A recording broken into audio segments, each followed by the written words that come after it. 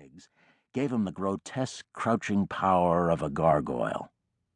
A fantasy at $3,000 an hour. And not quite right.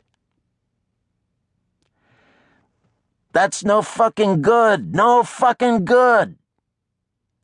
Amnon Plain moved through the bank of strobes, his thick black hair falling over his forehead, his narrow glasses glittering in the set lights, his voice cutting like a piece of broken glass. Allier, you're freezing up at the line. I want you blowing out of the place. I want you moving faster when you come up to the line, not slower. You're slowing down, and I want you to look pissed. You look annoyed. You look petulant. I am annoyed. I'm freezing, Allier snapped. I've got goosebumps the size of oranges. Plain turned to an assistant. Larry, move the heater into the back. You gotta get some heat on her. We'll get the fumes, Larry said, arms akimbo, a deliberately effeminate pose. Larry wasn't gay, just ironic. We'll deal with the fucking fumes, huh? Okay? We'll deal with the fucking fumes. You gotta do something. I'm really cold, Allier said. She clasped her arms around herself and shivered for effect. A man dressed in black walked out from behind the lights, peeling off his cashmere sport coat. He was tall, thin, his over-the-shoulder brunette hair worn loose and back.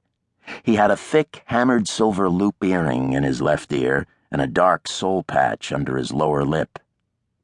Take this until they're ready again, he said to Allier. She huddled in the coat.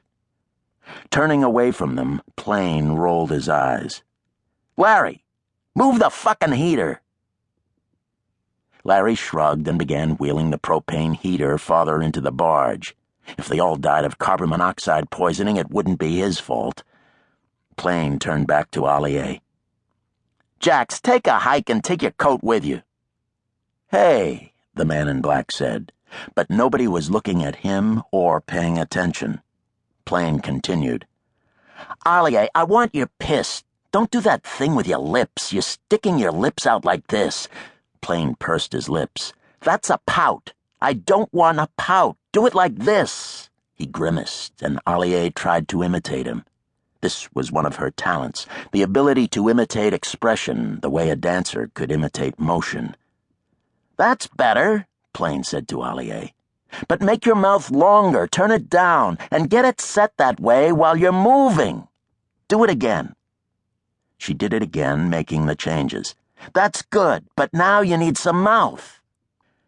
He turned back to the line of lights and the small crowd gathered behind them. An account executive, a creative director, a makeup artist, a hairdresser, a couture rep, a second photo assistant, and Allier's parents, Lynn and Lil. Plain did not provide chairs, and the inside of the barge was not a place you'd want to sit down, not if your hand-tailored jeans cost $450. To the makeup artist, Plain said, Fix her mouth. And to the second assistant, Jimmy, where's the fucking Polaroid? You got the Polaroid? Jimmy was fanning a 6x7 centimeter Polaroid color print which was used to check exposure. He glanced at the print and said, It's coming up. Behind him, the creative director whispered to the account executive, Says fuck a lot. And the account executive muttered, They all do. Plain peered at the Polaroid, looked up at an overhead softbox. Move that box, about 2 feet to the right. That way. Jimmy moved it, and Plain looked around. Everybody ready? Allier, remember the line. Clark, are you ready? The welder said, Yeah, I'm ready. Was that enough sparks? Sparks were fine. Sparks were good, Plain said. You're the only fucking professional working here this morning. He looked back at Allier. Now don't fucking pout. Blow right through the line.